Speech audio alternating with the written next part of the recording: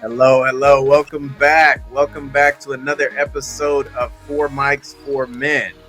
And we're going to continue our discussion on trauma. And the type of trauma we're going to talk about today is dealing, with accidents. Now, and we'll kind of introduce some other traumas at different points, but I want to share an experience and then kind of really see where I'm coming from with it. Last week Friday, I was on my way down to my parents' house, and driving in the between the second to the left lane and then the left lane when I'm passing cars.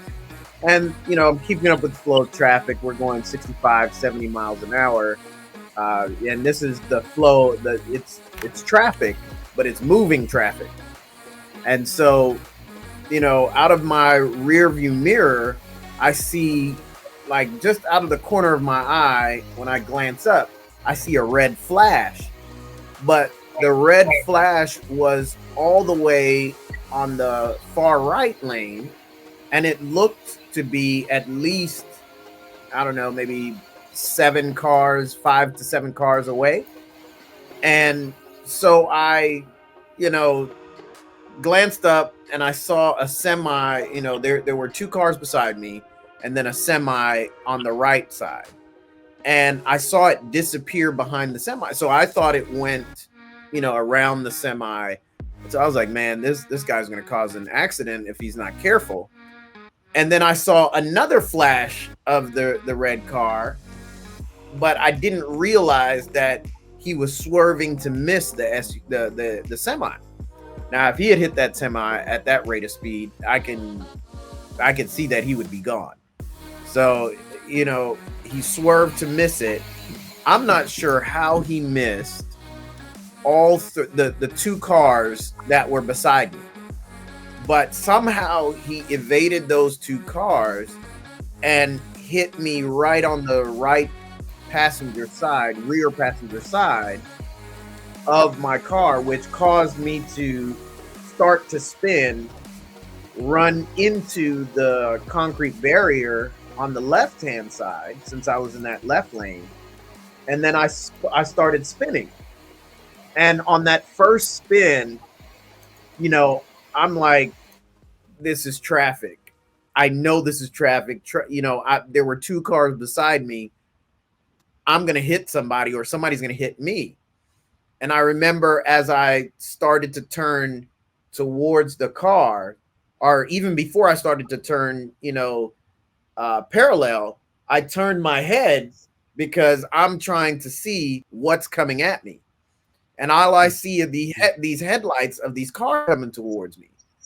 And I couldn't even get out Jesus or help me, because I'm fighting the steering wheel, and I'm starting to go back around. So now I'm making full revolution, and I'm like, oh my goodness, I can't see anything now. I don't know if somebody's going to hit me while I can't see anything. And then I go back around, and when I'm going back around now, I see the semi right there. Now, if you remember, there was a semi out to the right that I was saying that was kind of, a little kind of in front of me. So where I was going to be headed was right under the trailer. Yeah. And in going under the trailer, then, clearly I would have clipped something. Yeah, and his wheels were crushed. And so you have a low sitting car. You have a car that sits low. Yeah, absolutely. And so when I started to see that, my life starts flashing before my eyes. I start seeing these different events that have transpired throughout my life, and they're very random. And as I'm looking at them, just like, oh my goodness, this is it. This is how I go. And then I continue to turn, and then I slam into the guard. Somehow I slam into the guardrail, and I'm shocked that I'm slamming into the guardrail because the truck was there, or supposed to be there. And then when I turn back and I look, I see somehow the truck has been moved 20 feet behind me. Mhm. So, as you know, I'm sitting there stunned, shocked that number one, I was hit at that rate of speed, but also that I'm spinning across a busy highway during rush hour. Yeah. And just seeing the fact or knowing the fact that these tires could have just crushed me, and that would have been the end of the story. Mhm. Like, and or even if I had the top down at that moment, you know, I Yeah. don't know what would have happened if I had the top down, if there would be Mhm. resistance and I would flip, and then that would be even worse. So I just, my mind just keeps playing it back, you know, over and over and over. And it's almost like you're in disbelief. You're looking at it from outside of your perspective. So, you know, this is something recent. So I wanted to share that. And the reason why it was traumatic is from school, I've had several people that I know driving back and forth, you know, from home to Oakwood, who have died in car accidents and dealing with semis or even the two lanes and then trying to overtake. So it has a traumatic effect on me. Have, you know, I know some of you have had, you know, similar stories to that. How have you been able to deal with it? Because, you know, I can't Well, deal with like, just before you go to the other mhm. I want you all to also realize that all that CJ just mentioned, Hmm.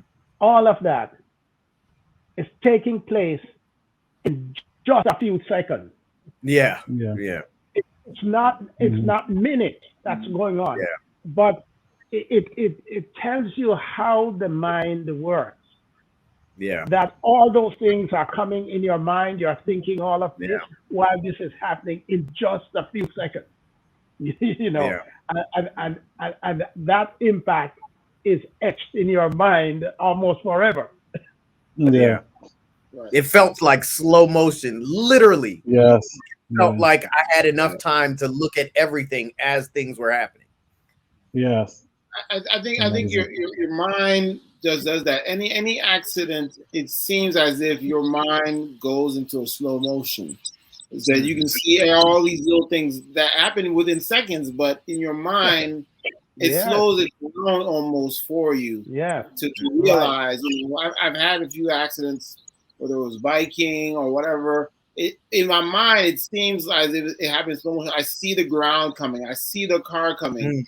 There's nothing you can do. You're just, and I think that's what the trauma comes in, because that experience, even though it was short, it seems long, and Yeah, then That's right. you replay it, and it sticks with you. And I think yeah, that's what makes it traumatizing. Because if you could just Mhm. get over it real quick, you're good. But the thing is, your mind slows it down Uh, and then replays it for you.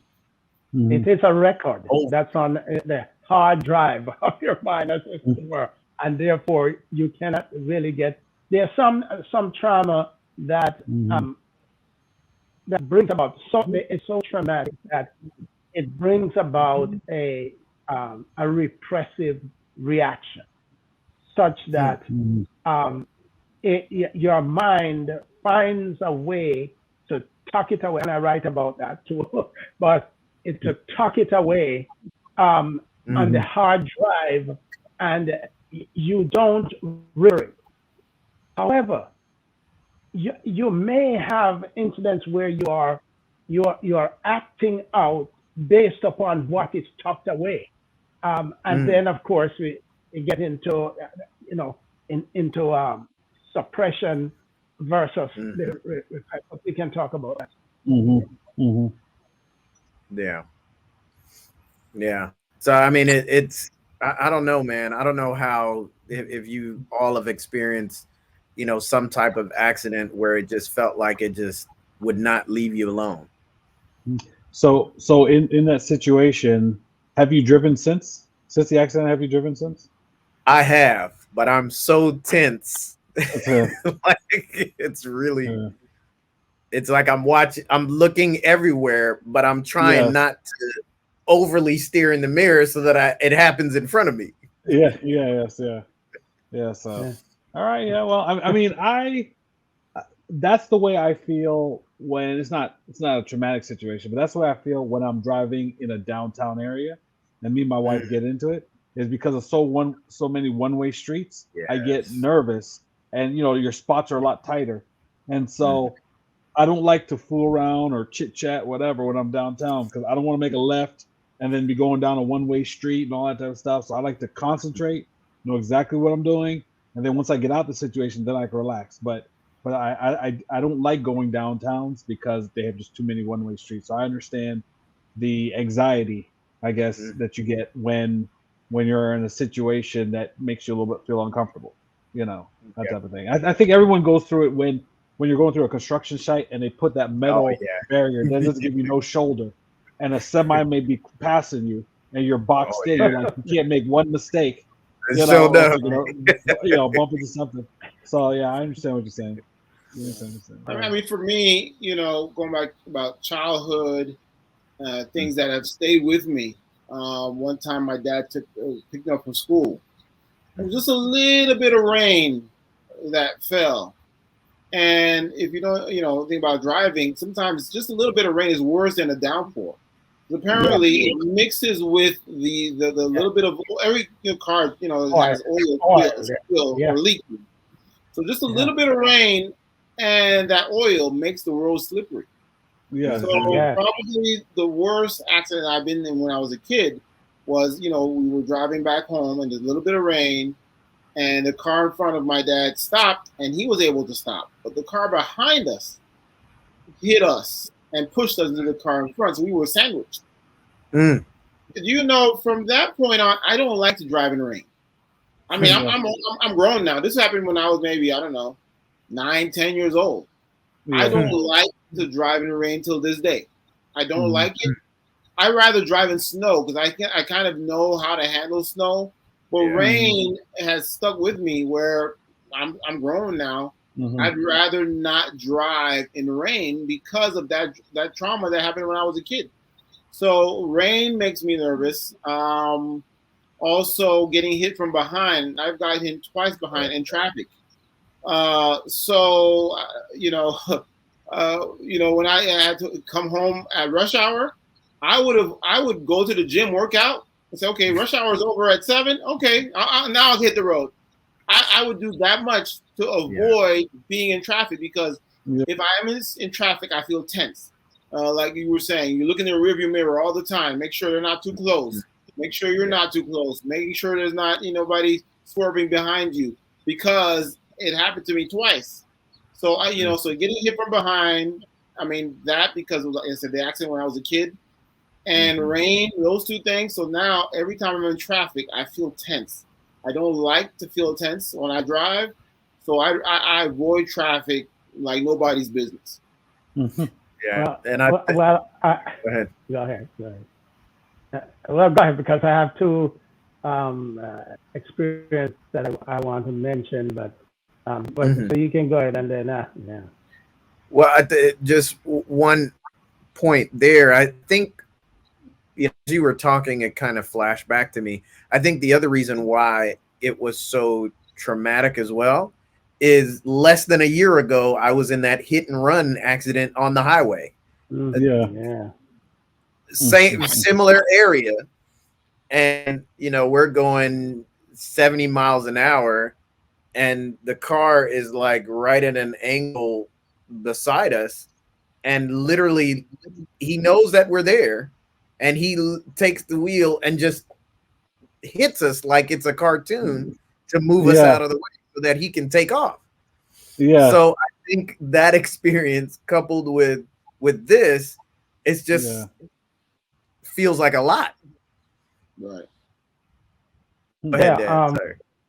We had just come from New York, and we're in Houston, and I think I may have gone to pick up Jennifer at school, but we're coming from downtown Houston, and going southwest, going toward Missouri City, and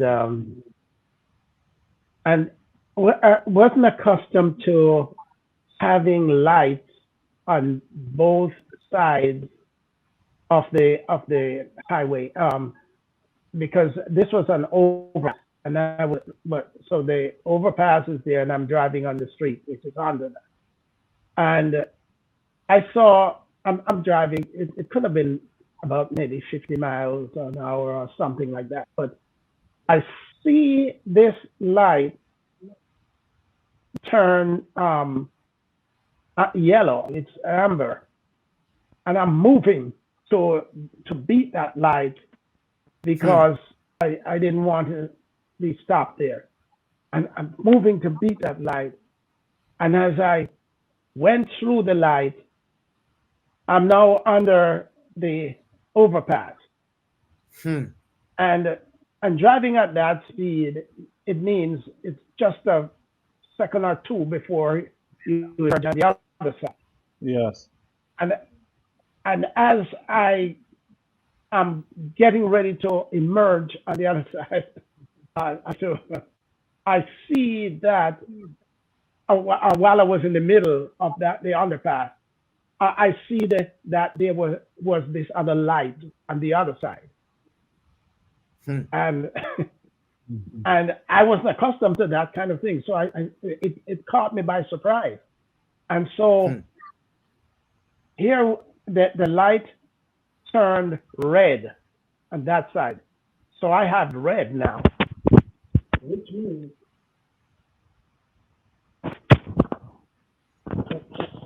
means that I need to stop.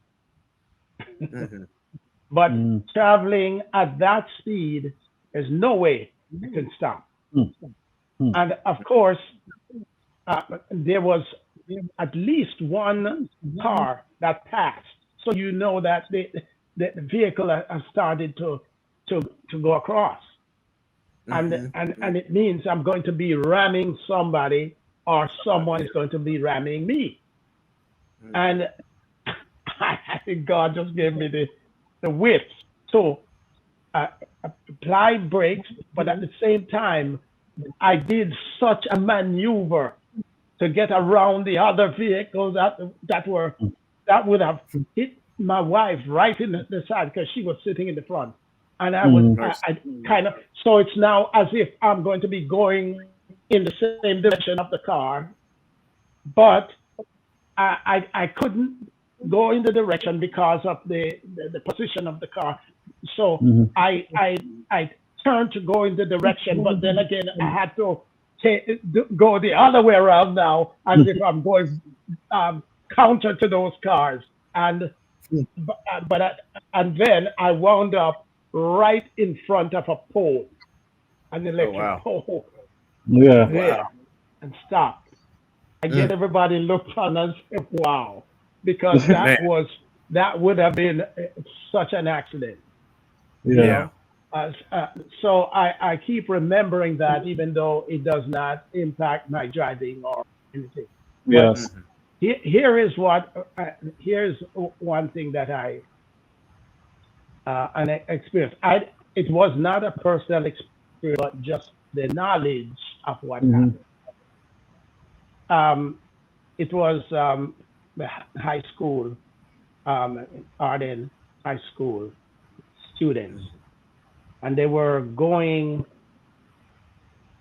They were going. I think I may have mentioned that my father was custodian of the high school there. I don't remember. I think I mentioned, but yeah. So I was familiar with all with the students and all that, and about maybe 4 students. And it may have been a Saturday night. They had gotten out and they were driving down. I don't remember if the name of the road was Windward Road, but it's by the stadium, and they were going there, and they were driving very fast. But because of the contour of the road, you had these dips and straight and dips and so on with that contour. And they were not aware of that, it seems. And the driver, and they were driving pretty fast. And I think he may have also, from what I understood, it's like he may have taken his hand off the steering, Oh maybe wow. for a brief moment, Hmm. and that Mercy. thing crashed, and I think all four of them were wiped out. Okay, Man. those and some were pinned in the car, and I've heard of other incidents, where they are pinned in Yeah. the car, Hmm. and couldn't get out. And what that did to me, and I've written extensively, and perhaps the most extensively on fear, Mhm. to have any text. Mm. But what that did to me, I was about maybe 17, 18, Mhm. could have been somewhere in that area. And what that did to me is it made me not wanting to drive in a vehicle in the back where there Uh, are no doors. Mhm. yeah. And Oh yeah. then, coup- Yeah. yeah, and coupled with that over time, of course, now with the accident that I had and all that, and my the uncomfortableness that, but that had followed me for years and years Mm. because of what I knew. It's like you need to be in an area where there is a way of escape. Escape. Yeah. Yeah. Uh, Yeah. uh, It's Mhm. just. there is a way to be able to get out of that. Yeah. So, Yes, so, yes, so some things, even if you were not a part of the experience, but the knowledge of that Yeah. experience sometimes can impact you and give you a PTSD that you were not Yeah. really a Yes. part of. Yes. See Yes. right, what I'm saying? right, So, yeah, so yeah, So these, and that's one of the reasons too. You have to be careful how you allow small children to watch certain things on the TV. It may be the wars and certain gruesome scenes and so Mhm. on, or certain things because it has an impact on them and Yes. can follow them. right. Yes. So now, Yes. I remember one time I took you to test drive a vehicle, and I said, "Hey, you try out the back seat," and you got in there for a quick second, and you jumped out. Now I understand why you jumped. You know the story, Yeah. but now I know why. I was like, "Why did he jump out?" I'm like, he just jumped out of So there like something bit him. So now so I know Yeah. the story. Yes, okay. So and I'm telling you, those things you would Yeah. be They stay surprised with to you. know the impact that they have Yes. on you. Yes. Yeah. You know, Yes. so even with like I said, with your children, my Hmm. grandchildren, you know, you want to be careful of what you allow them to see because sometimes stress builds as young as they Mhm. Mhm. they can experience stress Yeah. by watching too much of certain things. Yeah. So I want to Yes. ask you. Oh, go ahead. So I was about to ask a question about, Yeah. what are the steps? Because we've all experienced trauma a certain Mhm. way at a Mhm. certain time, and I guess the question I have for the group is, how do you get over that? I mean, or you carry it on the rest of your life, like so like I said, till now, I don't like to drive in the rain because of what happened to me as a kid. So how do you all three of you, how do you get over something that traumatized you? How did Yeah. you get over it? Or is it some of those things will stick with you? Well. I guess for me, I see the trauma situation in two different groups. What Mhm. one traumatization, I see that if it affects my relationships, the way I conduct myself, whatever, Mhm. then I would focus more on that than a trauma that, kind of like some of the ones that we're talking about here, that, okay, I just don't like being in the back seat, or I don't like being in a confined space. Mhm. I just stay away from those situations and I'm bothered with it. But if it's a Mhm. trauma that affects how I may relate to a woman, or how I may relate to my children, or how I may Mhm. relate in a job situation, I would be, praying about it, asking the Lord to, help me understand, help me deal with it, whatever. I think, you know, everyone knows the house that I lived in, or I'm living in now. I had to fix some pipes underneath the house, and I'm claustrophobic, and Mercy. so I had, yeah, and so I have about a foot of space, about Mercy. that much, underneath, and it's all dark Mercy. down there. So Mercy. I'm like, I'm thinking, well, I have to do it so my family can have water. I have to do Mercy. it so, and so, I prayed about it in my mind. I said, Lord, I need to do this. Help me get over it. That type of thing. And so I did all sorts of stuff. I kind of stuck my head down there, looking around. I wouldn't put my body inside. That type of thing. And then, and then, and then the Holy Spirit told me, listen, just go down there and just calm down. Don't move, whatever. Just go down there and lay down and just acclimate yourself to it.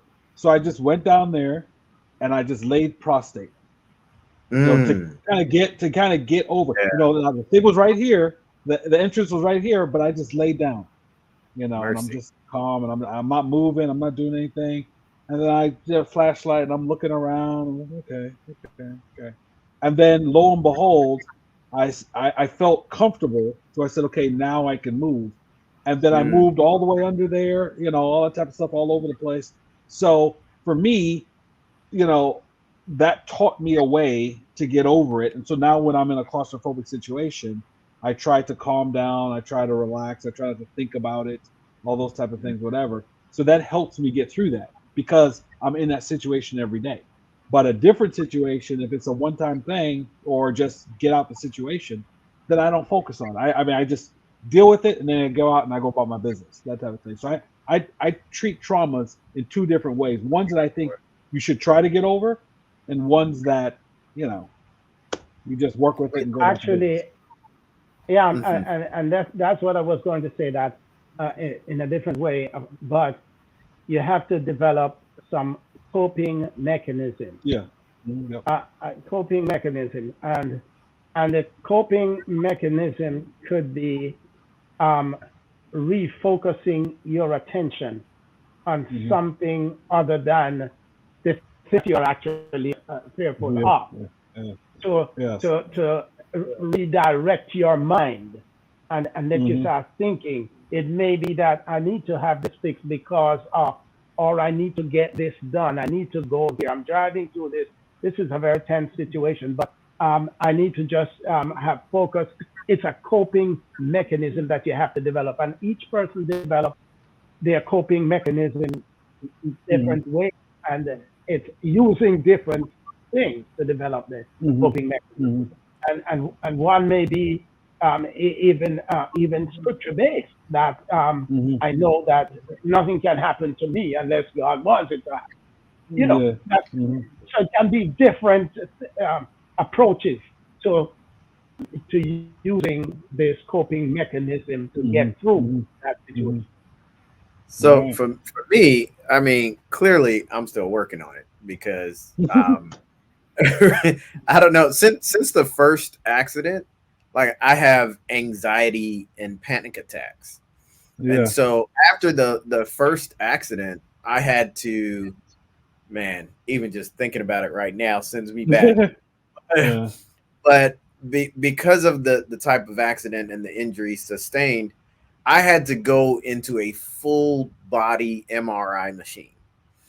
Oh And yeah. I can't do it. I can't do it. see, I previous can't do to, it. before this, oh Mm-hmm. man, I was good. I didn't have any problems.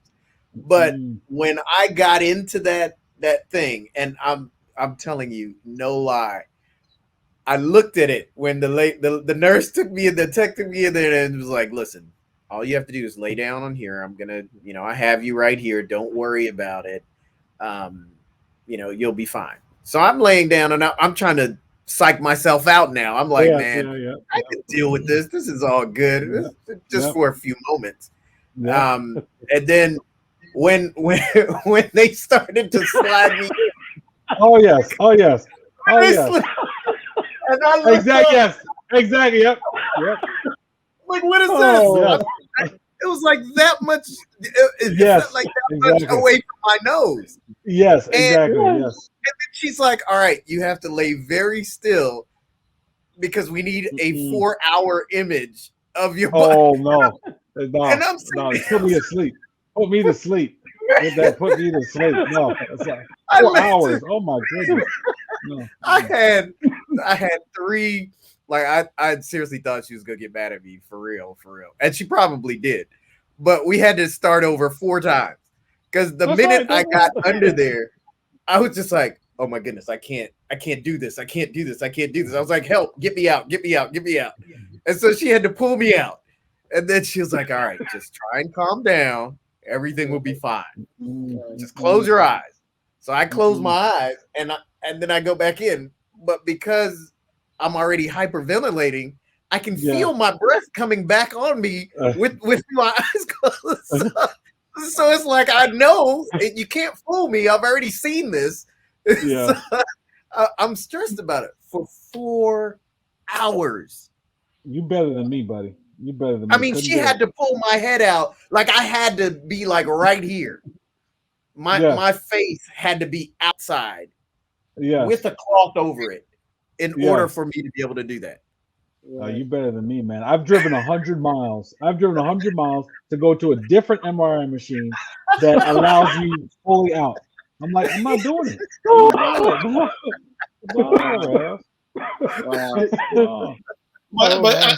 I think eventually you have to face your trauma.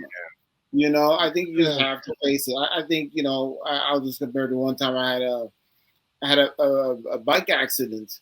It was slippery. I didn't see it, and slick tires on my bike, and I fell, and I broke my glasses, the helmet, everything.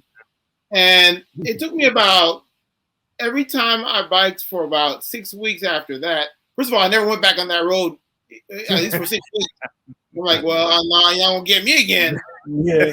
But eventually, I had to say, I got to go back on that trail. I go back on that trail. You know what? It was an accident. I'm cautious now of that same term. Like, okay, you got me once. Okay, I'm cautious. But I think as a man, you have to face those traumas. Mm-hmm. You can't run from it forever. You have to face it. So I think we said earlier, you have to find some coping mechanisms. Yeah. How can I cope with this trauma? Because if not, it'll stick with you. I mean, I never dealt with the whole rain issue. Never dealt with it. So, like I said, I don't like when it rains. I slow down. I'm not driving fast. I'm like, you know what? I still remember when I was 9, 10 years old. Coming home and the car's messed up in the front and the back. That was traumatizing for me, and it stuck with me. And I don't like rain. But because I never had an accident in snow, believe it or not, I have no issues in snow. I can drive in snow, no issues, because that never happened to me in snow. But rain, so I still drive in the rain, but I'm cautious to this day. I never really faced. Okay, well, why was I so traumatized by this? Never really dealt with that, and now, even now, rain. I'm not friends with rain. You said something about which I think is very important, which is going back or facing it, right? Yes. The facing it aspect of it is very big, and I can share that even based on what happened to me, because like the next day, it wasn't the next day. This happened on Friday. So on Sunday, when we were driving back down to my parents, like I was like, I want to see where this happened. I need to see where this happened, what happened, see what I can, remember from it, to try and face it so that I can not be as tense when I'm driving this, if I'm taking this way, back there. And I remember the feelings the closer I got. And, when I got to the space and I saw my, the color of my car on the cement wall, and then I'm looking over to the guardrail that stopped me. And by the way, when the guardrail stopped me, if the guardrail had not stopped me, I would have gone downhill into the Trinity River where it was passing under. So when I'm looking at that, so anything that would have tipped me over, I'd have been done. But when I go back and I look at where that green is on that rail and how it held me up, man, it like everything just started flashing back. Yeah. And so facing it is a big thing. You have to face it. Yes. Yeah. Just before you mention what you want to say, Lester, that's one of the approaches to dealing with issues such as that, because there's a fear that's also involved in all of that. And one of the approaches to is what I call the head-on approach. You meet it, you go back and you face it and deal with it. Now there are other approaches to it, and you can get into different approaches, but the idea is somehow you have to develop a way of, and many of these traumatic events and the impact and all that will not necessarily leave you. It's just that you're able to deal with it. That's why I talk about coping mechanisms and so on. You'll always remember certain things, and even periodically you may even have a panic attack over certain things. But it's a matter of when that starts to happening, how to deal with it. And I'll tell you one experience I had after you talk, Lester. Well, I mean, it's like everyone said. I guess, I don't want to repeat what CJ said. I just want to, I guess, reinforce that one of the big pet peeves for me is when, I shouldn't say pet peeve, but that sometimes people don't realize how important it is to deal with it. So sometimes when I'm big on relationships and stuff like that. We talked about that before. But so sometimes when I'm talking about people about relationships, whatever, and they acknowledge that they have a problem, and then I hear stories about that problem coming up all the time. I'm trying to separate, you struggling with it from you, thinking that, oh well, I just got to have the right situation. I just got to be with the right person, to deal with it. I believe that your responsibility as a human being is to deal with that trauma because whether you're Christian or not, humanity was designed to be whole, and that trauma stops you from being whole. And so I ask, so when someone doesn't want to deal with something, I say, okay, well, you want to go through life being 50%? I don't understand. You want your relations to be 50%? You want your job to be 50%? You want your success to be 50%? That doesn't make sense. So if you acknowledge that you have to get rid of it, just like a bad habit, just like an addiction, whatever the case is, then I'm expecting to see, one, either you're struggling with it, or two, that you're seeking coping mechanisms to deal with it, and not just say, oh well, this is just the way I am. And no, you're broken. You're less of a human being. You were not created to be that way, and so therefore that is something that you're supposed to be fixed, just like you would fix anything else. If you had a broken hand, he had a broken arm, that type of thing, you'd want that to be set right and heal. You have to do the exact same thing with with trauma. And so I think you have to have a conscious effort to deal with trauma and not just let it go by the wayside and say, oh well, that's just the way it is, and then it repeats itself year in, year out, day in, day out, relationship in and relationship out, those type of things. So I just want to reiterate what you said. Yeah. Right. No, I think I agree with that. I think definitely facing it is definitely, and then I think also learning from it, learning from that trauma, so that if it does repeat itself, whatever the trauma is, you've learned from that, learn how to deal with it next time around. Yeah. Because a lot of the times you don't go through that trauma once. You might go through it twice, 3 times. That's correct. But you have to learn from it and grow from it and get mature from it, and say, okay, well, this happened last time. This is how I'm going to handle it this time. So I think facing it and learning from it, so that you're not traumatized for life, but you learn from it and makes you a better person, better man for it. But like you said, it may stick with you, but you've learned how to deal with it.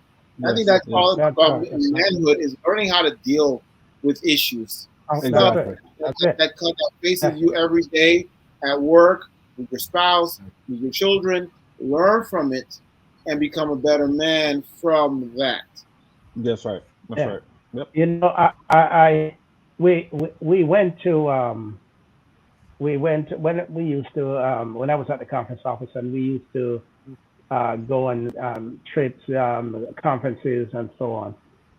We went to Florida, and that may have been before I wrote the book I've read on. But as a carryover from my youth, we went to Disney, and they had one of the rides that they had was you go through a dark tunnel. You get on the trolley or whatever it is that here just in there, and you go through a dark tunnel, and when you kind of emerge from the tunnel, it's like you're in space. You're going through space, and so you look down. I don't remember the name of that, but Space Mountain. You can see down, and you see down, way down, and so and then it went right around, and then it came out on the other side and all that.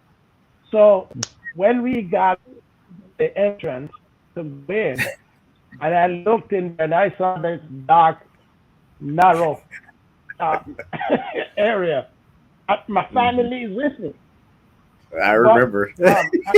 And they're in front of me, and I backed out. I backed out. I didn't really want, but then I figured I had to go. I couldn't do that. I couldn't let them go through, and so I had to get on it. Now, my coping mechanism at that time was, when I got in, I closed my eyes. Yeah. I closed my eyes. And when we emerged on that space mountain, that area where you can just look out in space, it's like you're way up there. I kind of just opened my eyes just a little and saw that after that closed my eyes.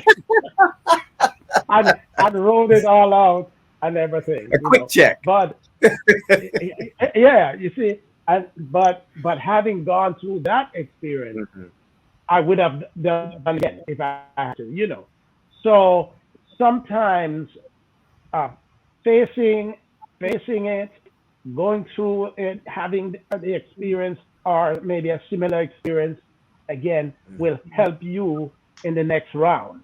Because at some point in time, if it was just a one-time thing and you will never face it again, that might even be a little different. But in life, there are there are recurring events. Yes, right. There are recurring events, and you have to learn to deal with some of them, at least if not in full, partially, to provide you with a basis for your enduring that when it comes in. Yes, yes, yes. So So, so, so, are you saying that just a partial, because you close your eyes, right? But earlier we said about facing it.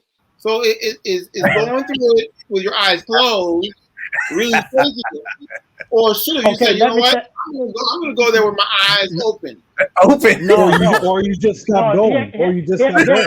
or you want to Exactly. stop going, like I'm Yes, not going yes, again. no, exactly. no. Here's what happened.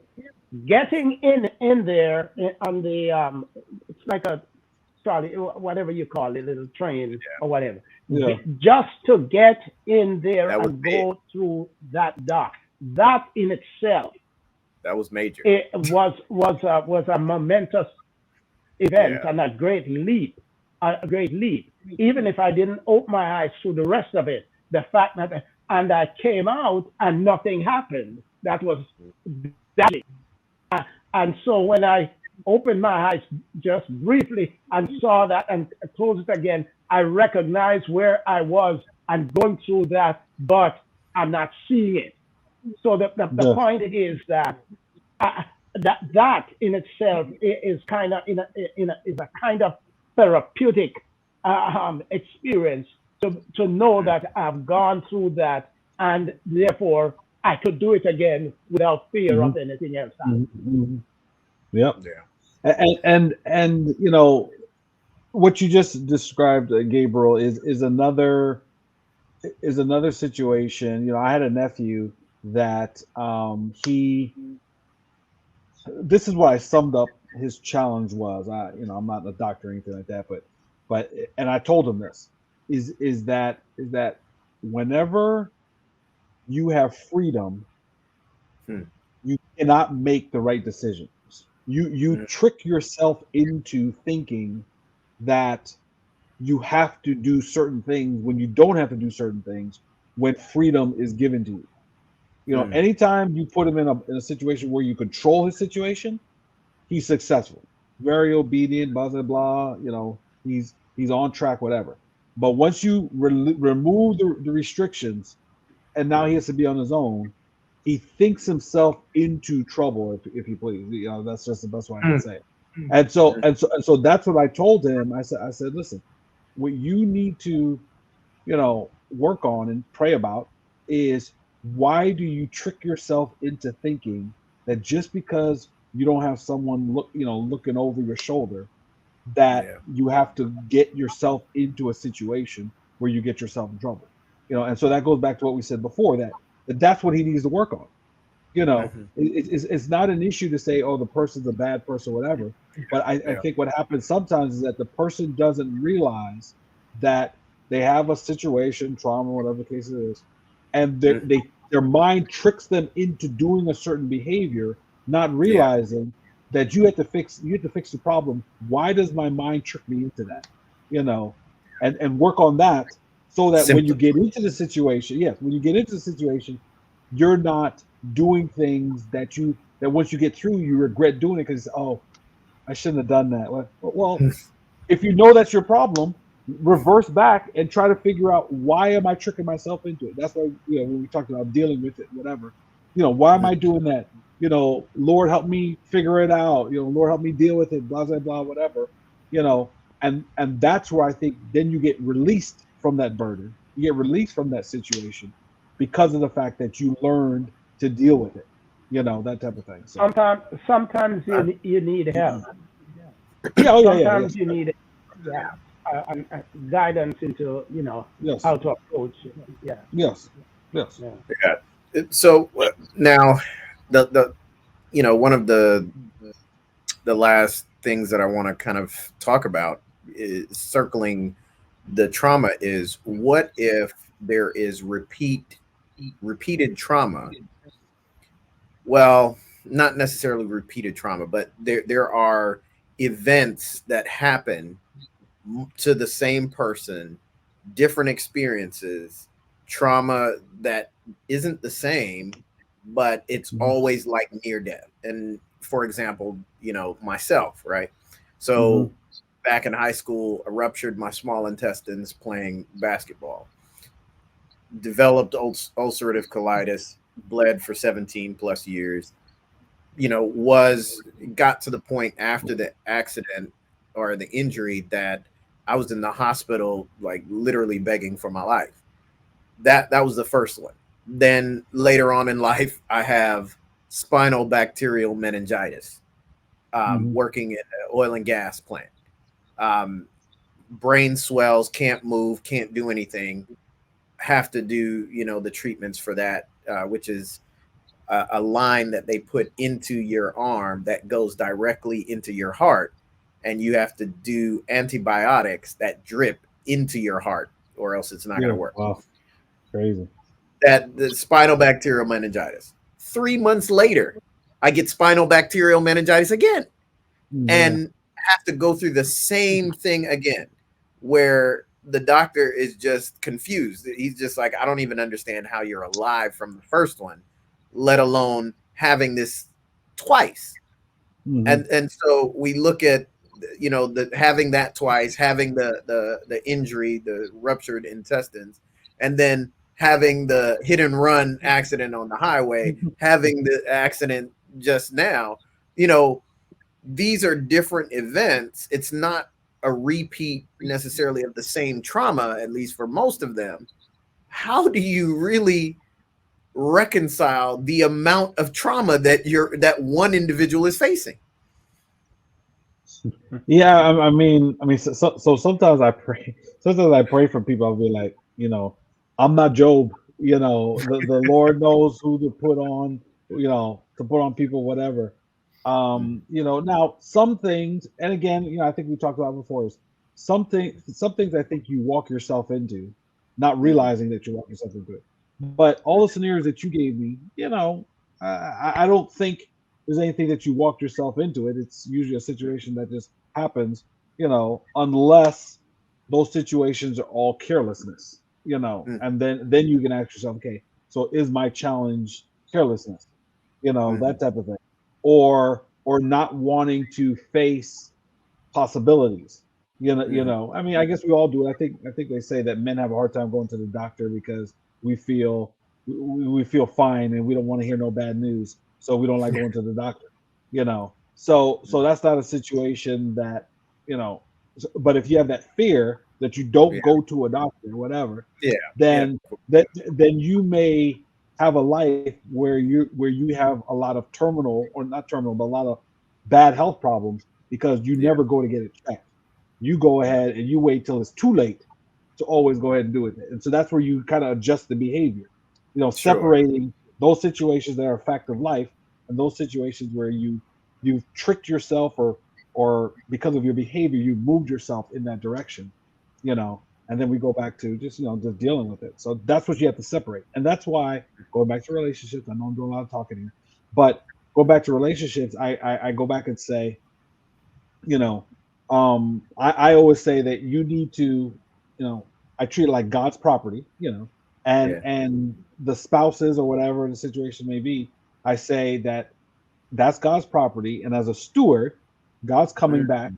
for increased talents. He's coming back for everyone to be increased in ability and happiness and all those other type of things. And so it's your responsibility to leave God's property in better condition that you left it, you Mhm. know, or yourself, that you leave yourself in better condition than you received it when you were born or when you went through life circumstances, whatever. And so therefore you need to have a conversation. Now there may not be healing in that Mhm. context, but you want to, encourage the person or encourage the child or whatever the case may be and say, listen, this is what I see, this is what I want to encourage you to do. I want you to pray about it, go see counseling, do whatever, so that at least the person cannot say, I have not been told, or the Mhm. person cannot say, I never knew that. Then the Holy Spirit can work on the person, put people in their lives, all that type of stuff. So, so, Mhm. so, but Well, Well, you have. Okay, go ahead, Gabe. Go ahead. No, I was going to say, you know what? This show is called Four Mics, Four Men. And you know what? Mhm. To be a man, you got to be courageous. Yes, correct. You're going to be knocked down. You're going to have health issues. You're going to have spousal issues, kid issues, different issues at work. And it takes courage to be a man. Yes, And, yes, and you know what? We all have our burdens, all of us, Mhm. whether it's health, whether it's finances, whether it's jobs. There's going to be, so to go to your question, you know what do you do when things keep knocking, knocking you down? It takes courage. It takes also a group of other men, I think, as well, to talk it through and say, look, man, you're not alone in this. You're not, you're going through something, but I went through this. I think a lot of the times, going back to one of our previous episodes, we say that a lot of the times we've been told, suck it up. yeah, We were meant to suck it up. It's like, you know what? I'm going through something. I need an outlet. So let me talk to my brother, my dad, my friend. Mhm. Let me Mhm. talk to somebody and say, look, man, it's rough right now. You know what? I'm getting all these sicknesses. I'm getting into car accidents. I'm getting into this and that. The spouse is not, things aren't going well with my spouse, whatever. My kids are disobedient. Talk. I think, it takes courage to do that. It takes courage Yeah, to be vulnerable as a man, too. Say, look, yes, man, you know what? This bravado is not all it is, man. Behind that's that, that. I'm hurt. I'm Yes, hurt with what's going on at work, with my spouse, with my kids. I'm hurt. But it takes courage to yeah, be vulnerable. The thing Mhm. is, we society says, "No, man. Hey, man, stick out your chest. I'm good. I'm good." You know you're not good. You know you're Yes, not yeah, good. You take the weight of the world on your back and say, "I've got to put up this facade that I'm good," and I'm not. So I think, go back to your question. It takes the courage to say, you know what, I'm not good, and Yeah. open up to somebody, Mhm. because we need that as men. We need an outlet, a healthy outlet, to say, look, man, I'm not good right now, and I need help. And sometimes it's just counsel from other men who went through it. Say, look, man, I went through that too. This is what I did. Whatever solution that they have, and it's nice to hear from different men. Yeah. He did this, he did that. And then I can pick and choose what's going to help Mhm. me. Mhm. So That's right. I think the answer to your question is, it takes courage first to open up, and it takes courage to say, you know what, I'm going to deal with that with the counsel of other men. And if you are a spiritual person, pray, say, God, I'm going through this. Somebody mentioned earlier Job. If anybody knows that story of Job, everything was taken away from Job. But Yeah, one thing about him, you know what? He stayed faithful. He stayed, say, you know what? God gave it to me, and he took it away. yes, But that took courage, because when I yes, hear that story, man, I feel like I would just fall apart. You know what yes, I'm saying? yes, I only have two kids, man. yes, yes, If they told me they were gone in one day, I might just fall yes, out. I'm just yes, Yeah. telling you, I would just fall out. yes, yes, Courage. It took courage to say, you know what? Okay, God gave me these kids and he took them away, and you know, I'm still gonna be good. You know. yes.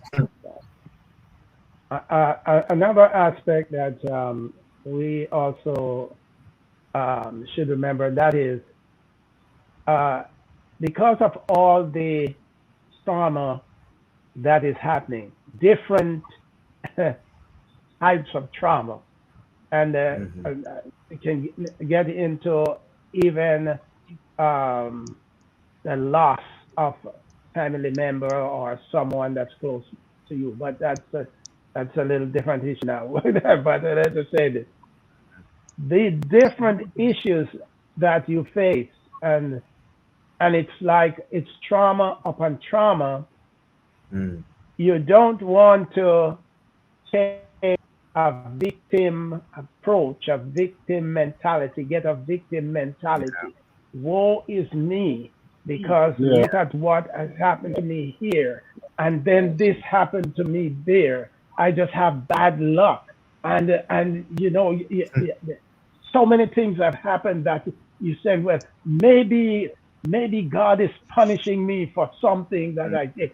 and then you start to flip it now, as opposed to the Job situation. Now your mind starts focusing in against, perhaps even against God or against other people. You start developing this kind of bitterness, especially if it's someone who has inflicted harm on you. It could be a friend that, and you're so disappointed in what the friend. I mean, how could he do this or she do this to me, knowing the relationship that we have had, and so on. That, and sometimes the more you get, the more hurt and pain from the person who is nearest you that has done harm to you. If it is someone from the outside, you say, you just kind of work it through and say, well, that. But when the person that is you and you expect it differently, and this is what you're getting from it, you start. Yeah, you have to be careful now. You start thinking of yourself as less than, not worth it. Or maybe, I'm just a victim. Everything is just piling on me, and so on, and get into a whole lot of discussions on that facet of it. And then on top of that, if you have a loss, one of your family member died, you have lost that person, or a close friend, and so on. There's so much involved in this area of trauma and dealing with trauma. But one thing you don't want to do is to really become depressed and not expressing anything on the outward. Yes. Bottling it all up inside, and so on, because eventually something is going to give, and there will be an explosion. Yes. Yeah. No, absolutely. And when we look at what you just said there about not bottling it up, or even getting to the point where you're desensitized or you're numb to it, because if you look at the COVID situation, right, I think whether they were close friends, family, or relatives, or people that we knew, if we look at the 14 lives lost that we know, right, from 2020 until now, I mean, that's the average person may lose somebody, what, I don't know, it's not once a year, that's in the same circle.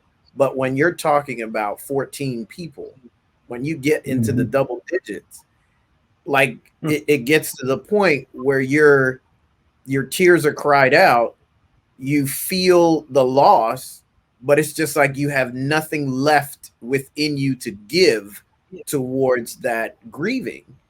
And it's almost like you can't fully grieve, or you can't get through that resolution, because it just feels like a perpetual, I want to release, but I have nothing in me to release. So I got to just keep coming back and trying to release until I'm able to. How do you deal with that?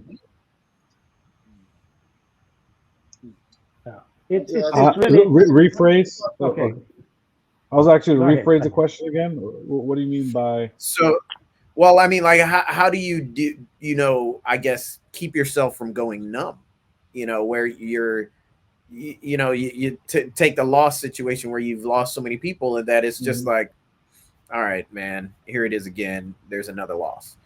But you don't really grieve it. You don't really, I don't know if you really accept it at that point, or you may accept it and just say, well, there's nothing I can do. I don't have anything to spare towards it, emotions towards that. But is that really resolved? Is that really grieving through it? Or are you just putting it away, packaging it away, and say, I just don't have anything for it today?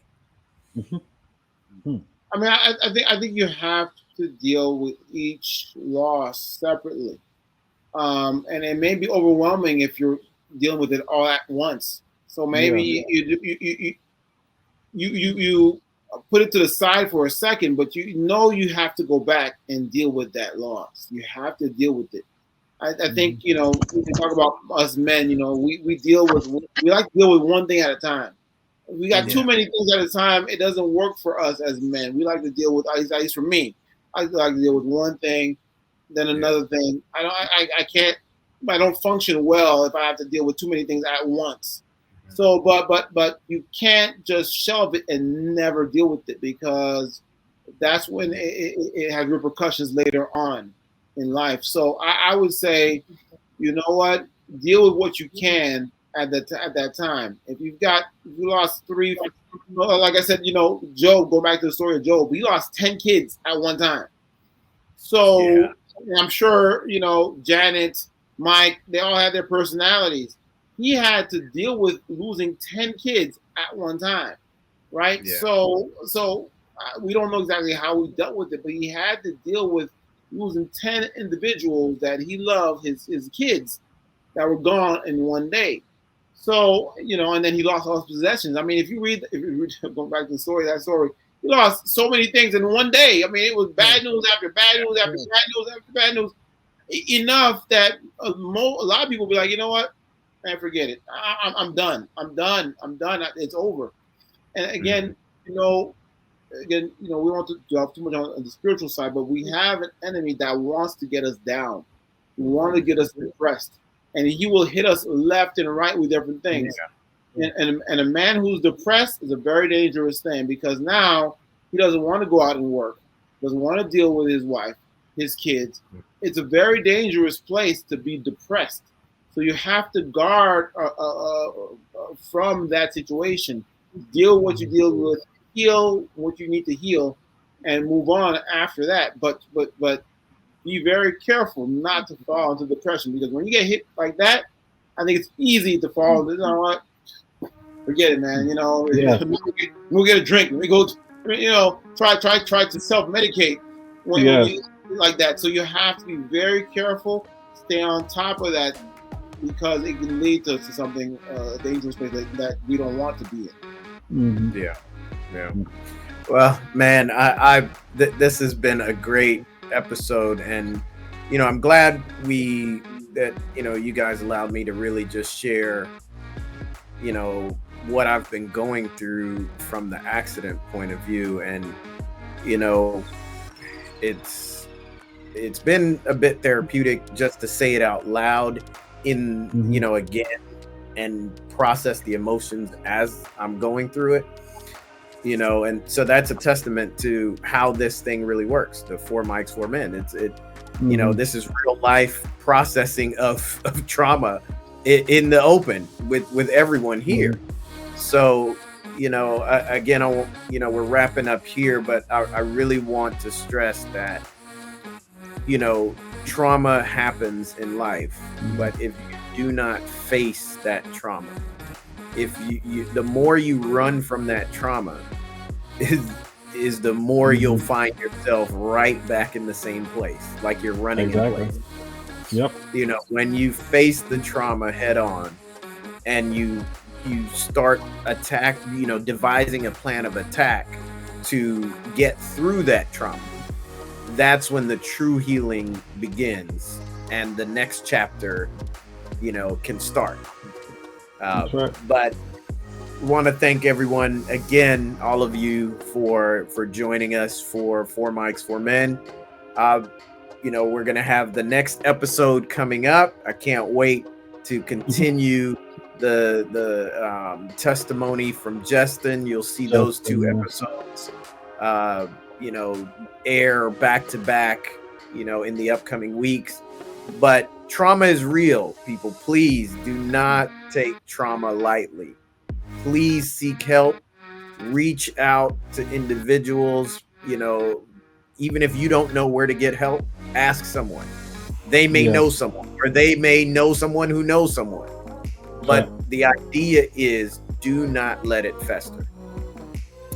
All right, guys, fellas, it's been real. I appreciate you joining again. Another episode. We shall see you next time. All right, fellas. All right. Take care. Love y'all. Bye.